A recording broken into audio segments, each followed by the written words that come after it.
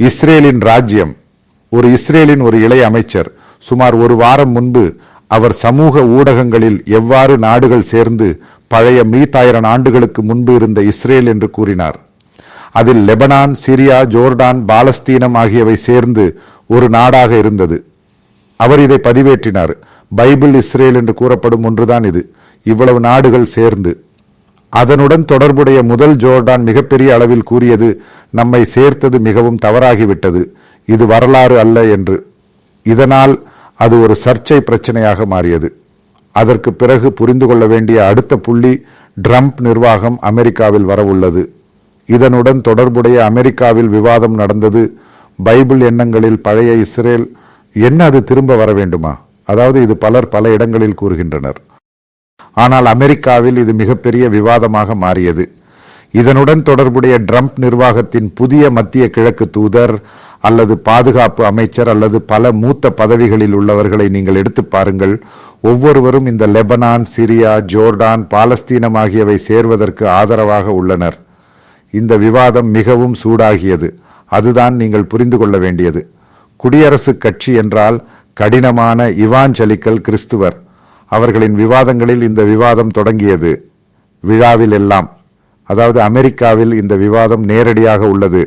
அதாவது ட்ரம்பின் மீது அழுத்தம் இருக்க வாய்ப்புள்ளது. பெரிய இஸ்ரேல் இருக்க வேண்டும் என்பதற்காக, அதற்காக எவ்வாறு முயற்சிக்கலாம் அதை பற்றிய விவாதம் தொடங்கியது. அதாவது பெரிய ஒரு பகுதியில இந்த ஜோர்டான் மட்டுமே பிரச்சனை. ஏனெனில் புரிந்து கொள்ள வேண்டும், இதனுடன் தொடர்புடைய நடக்கும் விவாதத்தில் கூறப்படும் புள்ளி என்று கூறுவது நீங்கள் சிந்திக்க வேண்டும். 1/11 அது முடிந்தது. ஹிஸ்புல்லா அது முழுமையாக ஒன்றுமில்லாமல் மாறியது. சிரியா, அதாவது அமெரிக்காவின் ஒரு உளவாளிதான் அடிப்படையில் இந்த ஜுவலானி என்று கூறப்படும் நபர். அல் சஹாரா, அஹம்மதி அல் சஹாரா, அது நிரூபிக்கப்பட்டுவிட்டது.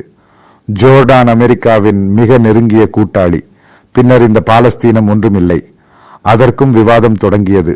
அதாவது பெரிய இஸ்ரேல் இருக்குமா இல்லையா என்பதுதான். அப்போது அதை பற்றி சில நகைச்சுவைகள் மற்றும் சில கருத்துக்கள் வரத் தொடங்கின. அதாவது இந்த காசாவுடன் தொடர்புடைய பெஞ்சமின் நெதன்யாகு பலவற்றை கூறிய பிறகு ஒரு கார்ட்டூன் அமெரிக்க பத்திரிகையில் வந்துள்ளது. ட்ரம்ப் கூறியது போல, நீ எதற்காக இந்த காசாவை, உனக்கு அந்த முழு பகுதியையும் எடுத்து எங்களுடன் இரு. கார்ட்டூன் ஆன்லைன் ஊடகங்களில் வந்து கொண்டிருக்கிறது.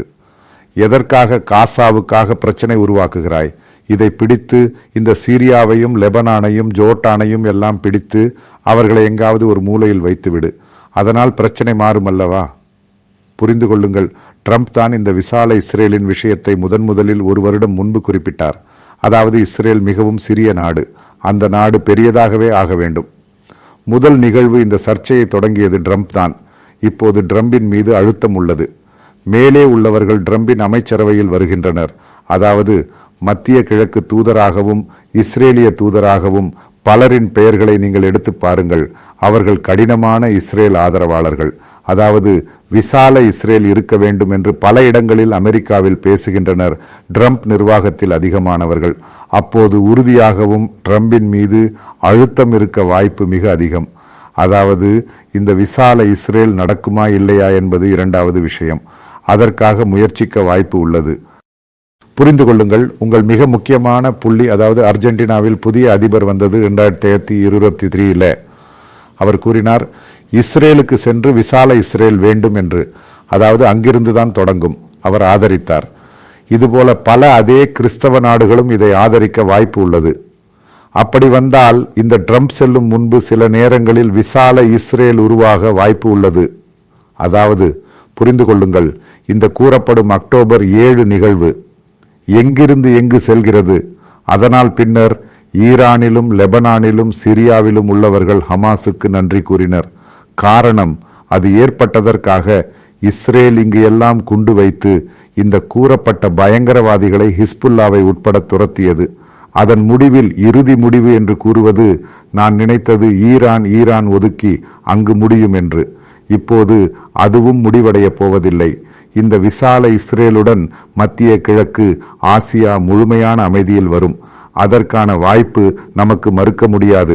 அந்த முறையில் பல விஷயங்கள் சென்று கொண்டிருக்கின்றன.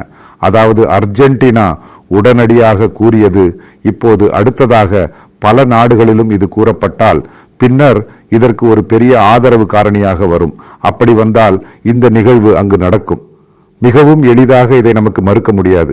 காரணம் ட்ரம்ப் தான் இருக்கிறார். அதாவது எதுவும் நிகழும் சூழ்நிலை இன்று உலகில் இஸ்ரேலுக்கு ஆதரவாக உள்ளது.